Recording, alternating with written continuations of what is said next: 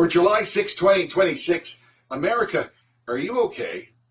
Today, some Americans believe you don't have to be an American citizen to vote in an election. They vehemently object to the Save America Act, requiring that all voters show photo ID and proof of citizenship to vote. Imagine the current litany of services requiring ID for access to locations, purchases, and travel, all demanding verification and, identification.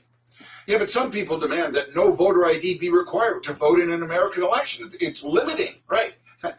With the insulting excuses like minorities, they don't have ID. That is disrespectful.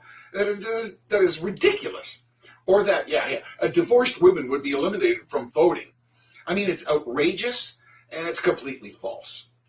Of the 196 world developed countries, 176 require voter ID.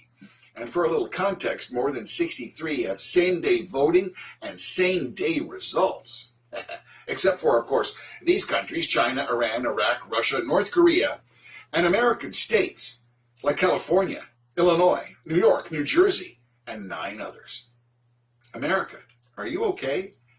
In 1996, a federal congressional law explicitly stated it unlawful for any non-citizen to vote in an election for president, U.S. senator, or U.S. representative.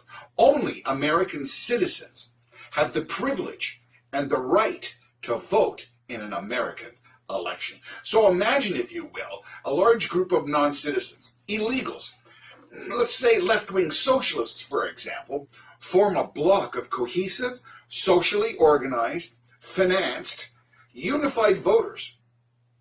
Who together vote to replace decisions, power, and traditions away from Americans because they don't have to prove citizenship to vote. How is that right? Why in heavens should non-citizens have a say to influence and transform America's destiny, your providence, moral code, your rights, political governance, and change your core principles? Why would you allow illegals this power? It's unheard of in a civil society. Wouldn't it be a good thing to authenticate the integrity of voters' lists? Do you think? How about eliminating dead people from the voters' rolls? Now they always show up. They're good voters. I mean, there are falsified names and hundreds of thousands of unverified mail-out ballots ripe for harvesting and fraud. America, are you okay with this? On your 250th birthday, after wars and loss of precious blood and treasure spent on maintaining the American dream of democracy, freedom, and prosperity, why would you dilute the sacred privilege of only an American citizen can vote?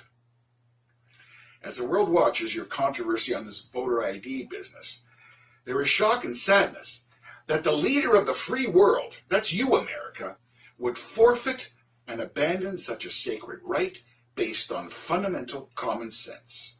Let's hope you can resolve this. I'm Michael A. Charbon. Happy 250th birthday, America. Check me out at thecharbonreport.com, Facebook, LinkedIn, and Spotify. Thanks for watching, and God bless.